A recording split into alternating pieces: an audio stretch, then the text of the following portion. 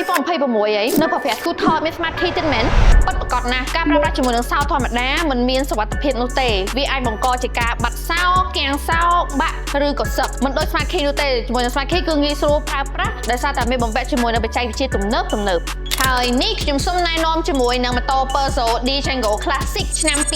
2026 Scooter Django នាំមកនៅបច្ចេកវិទ្យាទំនើបជាងមុននិងកម្លាំងម៉ាស៊ីនកាន់តែខ្លាំងជាងមុនដូចជា Smart Key មានប៊ូតុង3មុខងារ Lock Unlock និងបើកភ្លើងស៊ីញ៉ូដើម្បីងាយស្រួលរកម៉ូតូកុងទ័រប្រើប្រាស់ដោយអេក្រង់ TFT Display មានមុខងារថ្មីដូចជាមានពន្លឺច្បាស់ល្អមានសមត្ថភាពអាចមើលកម្រិត data ជាច្រើននិងអាចផ្លាស់ប្ដូរធីមពណ៌បានទាំងយប់ទាំងថ្ងៃបំពាក់ដោយប្រព័ន្ធ Frank Dual ABS មុខក្រោយកម្លាំង 150cc កាន់តែខ្លាំងជាងមុនជាមួយនឹងម៉ាស៊ីន4 stroke រុនសាកថ្ម 12V ទំហំធុងប្រេងរហូតដល់ទៅ8លីត្រកន្លះហើយអ្វីដែលកាន់តែពិសេសជាងនោះទៀត Peugeot Django Classic 150cc នេះបំពាក់ទៅដោយទឹកស្អំ Liquid Cooling ផងដែរសម្រាប់តម្លៃ Django Classic ឆ្នាំ